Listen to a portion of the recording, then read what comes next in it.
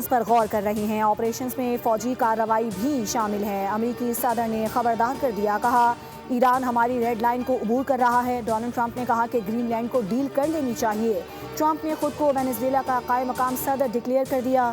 Social media site پر اپنی ایک تصویر پوسٹ کی ہے جس میں وہ خود کو وینزویلا کے قائم مقام صدر کے طور پر پیش کر رہے ہیں۔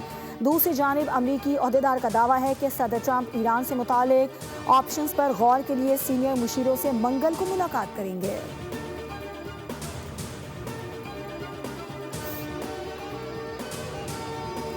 ایران میں حکومت مخالف احتجاجی مظاہروں میں ہلاکتوں کی تعداد 500 سے تجاوز کر گئی۔ انسانی حقوق کی تنظیم نے 490 مظاہرین اور 48 سیکیورٹی اہلکاروں کی ہلاکت کی تصدیق کی ہے، جبکہ 1600 سے زائد افراد کو گرفتار بھی کیا گیا ہے۔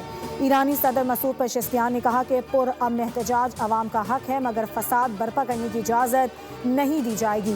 ایرانی پارلیمنٹ کے اسپیکر محمد باقر کالباف نے امریکہ کو خبردار کرتے ہوئے کہا ہے کہ کسی بھی غلط اندازی کی قیمت بھاری ہوگی۔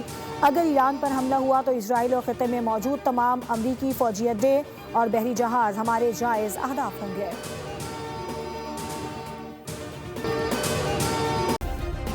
سبسکرائب کریں اور بیل دبائیں تاکہ کوئی خبر رہ نہ جائے۔